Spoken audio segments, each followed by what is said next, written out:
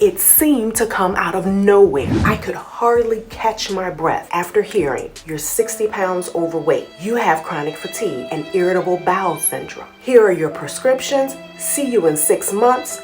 Welcome to your new life." I felt blindsided, but in reality, my body had been sending me messages for years. Signals that grew stronger after 2 pregnancies. Signals that continued to increase after 16 years of homeschooling, where I pushed myself and compromised my health, trying to prove my worth that I was capable. I ate in order to feel a sense of connection. I ate to numb myself from all of the things, and I ate to distress. There was such a cloud of heaviness and hostility over me during my 20s and my 30s, and it showed outwardly.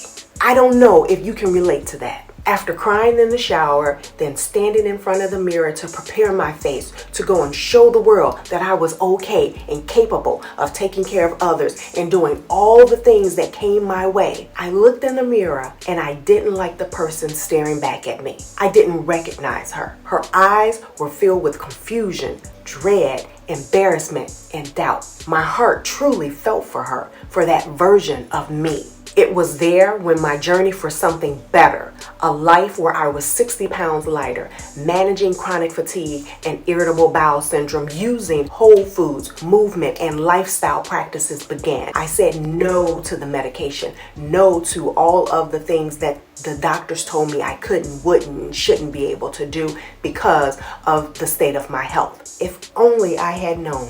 Well, I don't want you, another mom, wife, sister, or friend, to feel stuck and hopeless any longer. If understanding some of the practical things that I've done and I continue to do might help you recognize the hidden you, the you that is your healthy body weight, protecting your energy and living proactively, then, there's a quote that says, "Alone we can do so little, but together we can do so much." That is my why for sharing my journey and building this community for us.